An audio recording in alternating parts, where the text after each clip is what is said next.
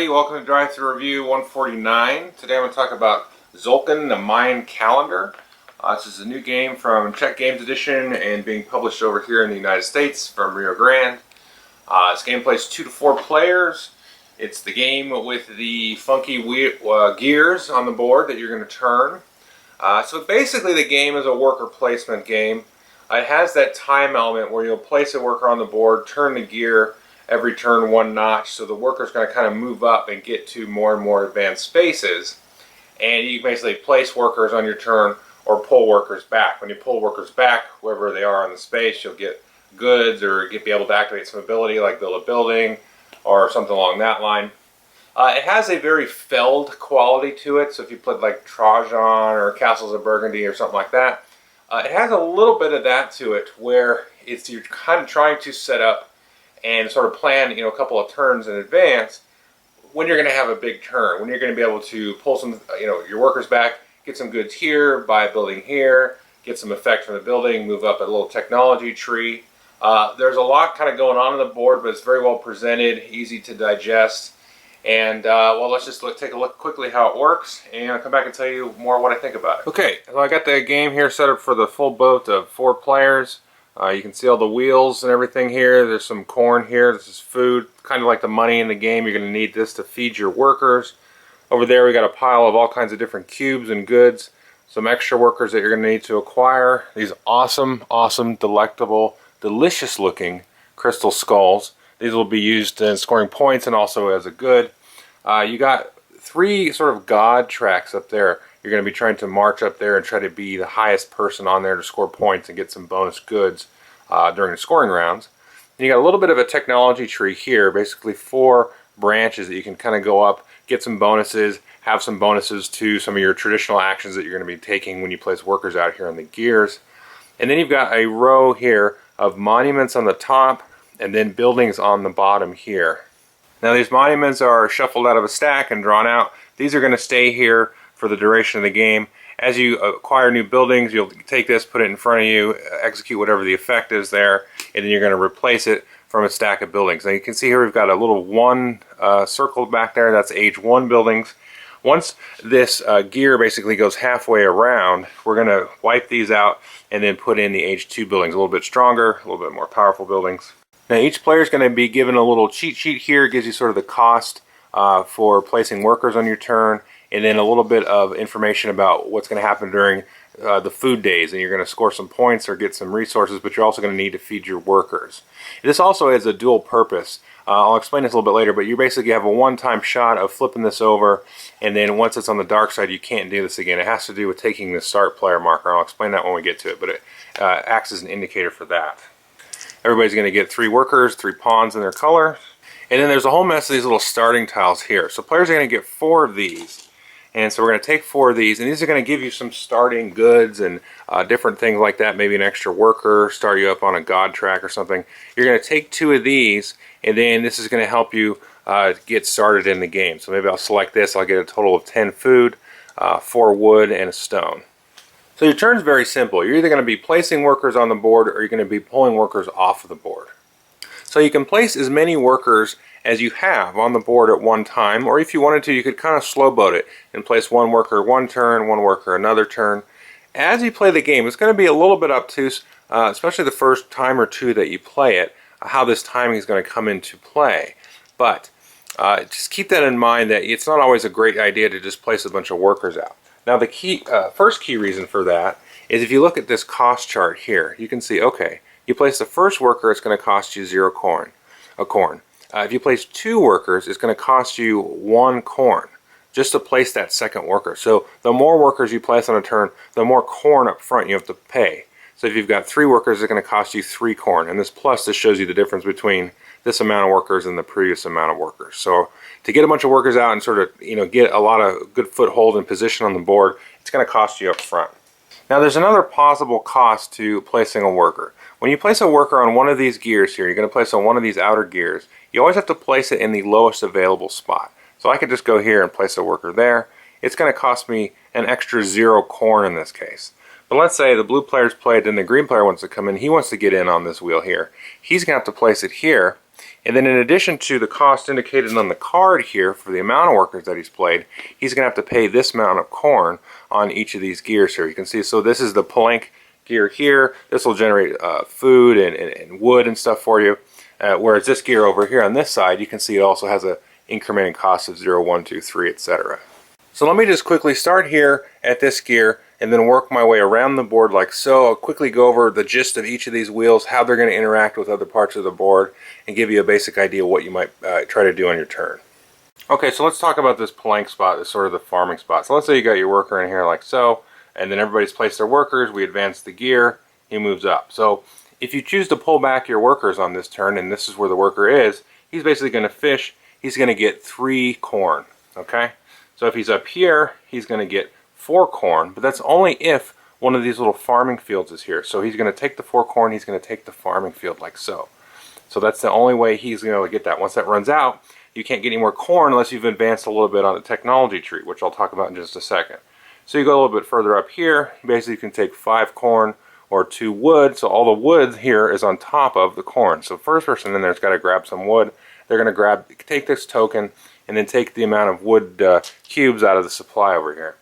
And then you can see it keeps getting better and better and better. So you get 7 wood, 7 corn, 3 wood, 9 corn, 4 wood. And then in these last 2 spots over here, you basically can choose anything out of the spaces below you.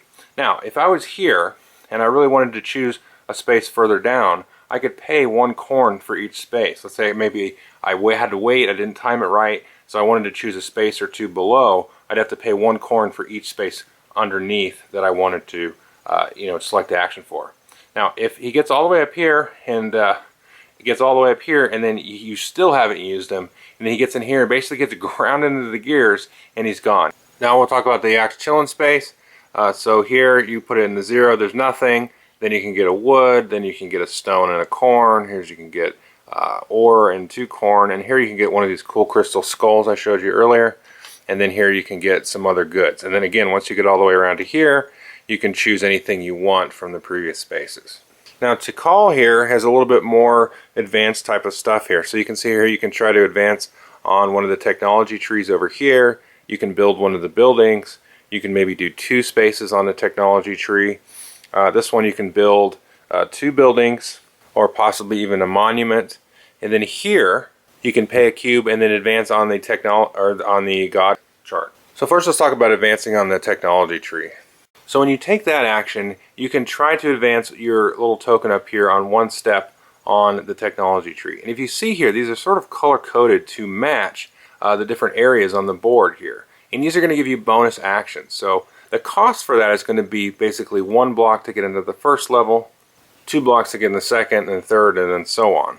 So for example here, if I had my disc over here, whenever I took an action to gain corn over on the plank wheel, I would get an extra corn. If I was up here, then even if there's no fields left, I can still take corn from that spot, and plus when I fish, I get a bonus corn and so on. Then if you notice here on the right hand side, we've got sort of a bonus. So I can move up into here, and then next time I wanted to advance here, I could just basically leave my disc here, but then I can take this bonus here. So this one I could advance on one of the God tracks up here, this one I could get 2 blocks, etc. So once you get to the top here, you can kind of like keep pushing against that to get a bonus. And then this track here is basically bonus goods from the track up there at the top there where you got the different stones and crystal skulls and everything like that. This one here has to do with the building and technology tree wheel itself. This track here, basically when you build a building you get a corn. When you build a building here you get 2 extra points. When you build a building and you're all the way up here, you can actually reduce the cost of one of the blocks that you needed. And so before I talk about this bottom level, let's talk about the last 2 wheels here first. Now here's the Uxmal wheel, and this is a very interesting wheel here. So in this one, you're going to start here at 0, get nothing. Once you move up to here, you pay 3 corn, and you can move up any spot on the God track at the top upper right. Here is sort of like a marketplace. You can kind of do an exchange. If you look over here, you can see the exchange rate here. So basically, you could get 2 corn and get a wood, or if you could turn in a wood and get 2 corn, and then 3 corn for a stone and 4 corn for an ore there. So you can make multiple exchanges here to sort of get what you need. This is a spot where you'll grab a worker, you get another worker pawn out of supply. If we look down here at the bottom, This one's kind of upside down for you, but instead of building a building with whatever the required goods were, you can actually pay for it in corn. It's basically 2 corn per good, but you have to pay fully in corn. So this would cost you 6 corn here. Finally, this last space here, this lets you pay a corn plus possibly some more corn to take an action on any of these other wheels here, except this chicken Isa wheel. So you could pay a corn here, plus let's say you wanted to take this action here, you'd have to pay that amount of corn as well, plus the 1 corn for this spot over here. But that can be a really interesting and sort of surprising move. And again, the last 2 spots let you activate any of these other spots on the wheel. Now this chicken Itza one is also very interesting wheel here. So you're going to put your guy on there, get him moving up, and then once he kind of moves along, once you pull him off, you can see it has these little spaces here around the side. So what you can do, let's say I had a worker here like so. If I chose to pull him off at this time, I could pull him off and then I'll put the little crystal skull there, and then I basically get this action here. So I get 8 points and I can move up on that god track. Or if I did it here, I could get 8 points, move up on this god track, and then get a free cube. But once a skull's in there, it's in there for the rest of the game. So this is a very, very interesting way to kind of score some nice amount of points during the game with this wheel. So that brings us to this last row on this technology tree. So if you're up to here, and this side, this here, so whenever you pull your worker off of, the space over there, you can actually activate the space ahead, so you can get that extra bonus here. If you're in here, then you can actually get spend a cube to move up the god track. And actually, I almost forgot to say here, if you're up higher on the track, you can actually take the bonuses from, the lower levels as well. So that's very, very important, actually. And then again here, you can see sort of the background color changes here, so that when you acquire a crystal skull from the space over here at the top of the board, you can see they're kind of in the right there, you actually get a bonus crystal skull. So that's kind of nice as well. And then again, the multiplier bonus here, once you go up a bunch of times, you can get another skull. And I just want to go over the monuments here in the top and then the buildings here. Now the monuments are fixed. These are the only ones we're going to see during the game. They give you a sort of a target to see what the end of the game scoring bonuses are going to be, so you can kind of tailor your strategies game to game that way. Very simply, this one here, if you have a certain number of workers at the end of the game, you get some bonus points. So you start with 3, so you don't have any bonus points there. But if you get all the way up to 6 workers, you get 18 additional points. Some common ones here are like so. So for each colored building of this color here, you get 4 points. This one is for each green building, you get 4 points. And there's just a variety of end of game bonuses. I'm not going to go through all these, but there's just quite a few. Now the buildings here on the bottom, again, like I said, you're going to buy these, and then they're going to get immediately replaced with another one from the supply. For this example here, you're going to spend 2 wood and a stone, or possibly 6 corn, and then you're going to move up these 2 god tracks, or maybe you'll get the ability to move up one of the technology trees, and then you get a free resource or something like that. You're going to see quite a few like this, and as I said, you're going to have to feed your workers, which I'll explain in just a second. But like if you have this, basically it feeds one of your workers for you. If you have something like this, then all of your workers are going to require 1 less corn, because you're going to need 2 corn per worker that you have active to feed them. So these are pretty nice too. So if you had actually both these buildings, then you would never have to feed your workers. Now let's talk about workers and how that's going to work here. So you can see we've got sort of a corn bank here in the middle with 5s and 1s. So as this wheel progresses, you can see there's sort of a blue tip on here, and then an orange, and then a blue, and an orange. Basically, you're going to play the game until this guy gets all the way back around, but you're going to stop to score and feed workers on all of these tips. So if we go like this, like so, we're going to keep playing and playing and playing and playing and playing and playing. And once this hits here, or passes it, then you're going to have to feed your workers. Now you need 2 corn to do that per worker. If you can't do it, then you're going to lose 3 points per worker that you can't feed. So needless to say, corn is a very valuable resource. Not only do you have to feed your workers for it, you've got to use it to place your workers out on the board.